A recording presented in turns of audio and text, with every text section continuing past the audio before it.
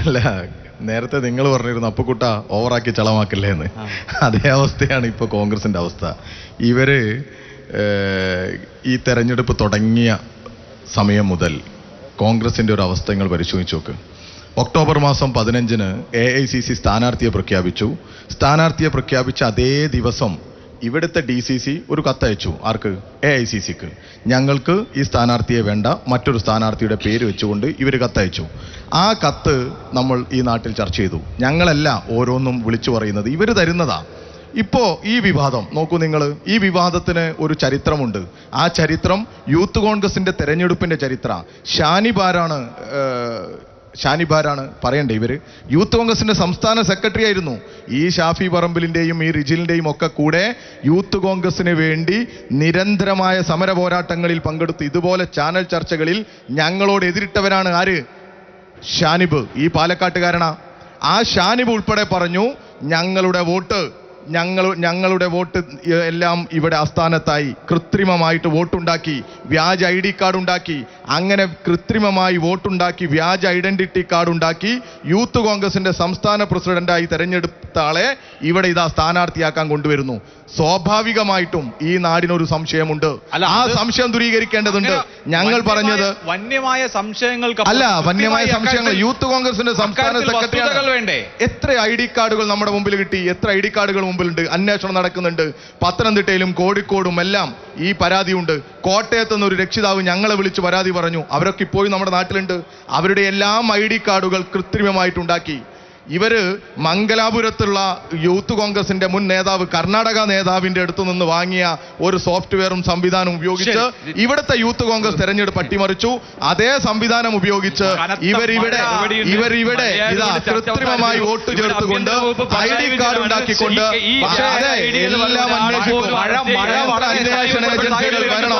നിങ്ങളുടെ പോലീസിനോ നിങ്ങളുടെ അല്ല, ഞങ്ങൾ പറയുന്നത് കേന്ദ്ര അന്വേഷണ ഏജൻസികൾ വരണം എന്നുള്ളതാണ്.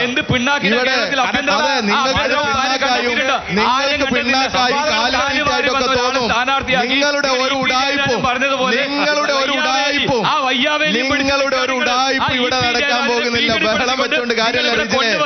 ബഹളം വെച്ചോണ്ട് കാര്യമില്ല. പാലക്കാട് മണ്ഡലത്തിൽ ഒരു ഉടായിപ്പും നിങ്ങൾ നടക്കാൻ പോകുന്നില്ല.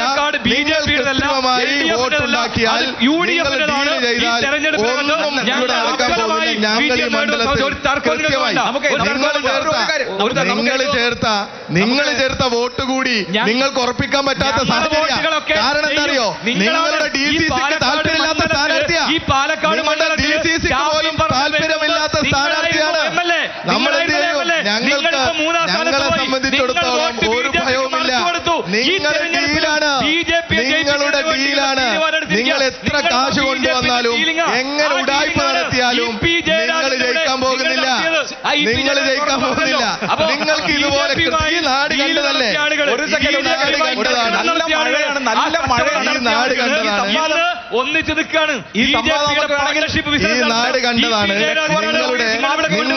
നിങ്ങളുടെ ഉടായ്പകളൊക്കെ നിങ്ങളുടെ ഉടായ്പകൾ ഇവിടെ നാട് കണ്ടു.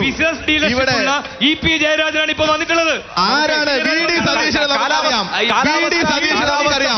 പുനർജനി അഴിമതി നടത്തിയാളാ.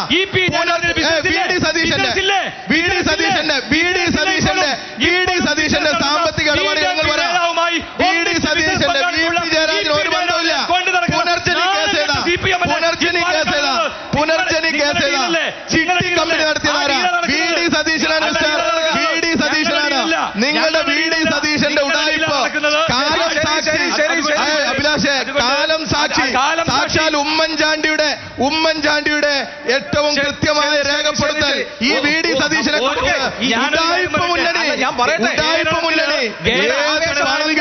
പണം കിട്ടിയാൽ എന്തും ചെയ്യാൻ മടിയില്ലാത്തവരുടെ മുന്നണി. അവരെങ്ങനെയാണ് നമ്മൾ വിശ്വസിക്കുന്നത്? അവരെ വിശ്വസിച്ചുകൊണ്ട് മുന്നോട്ട് പോകുന്നത്?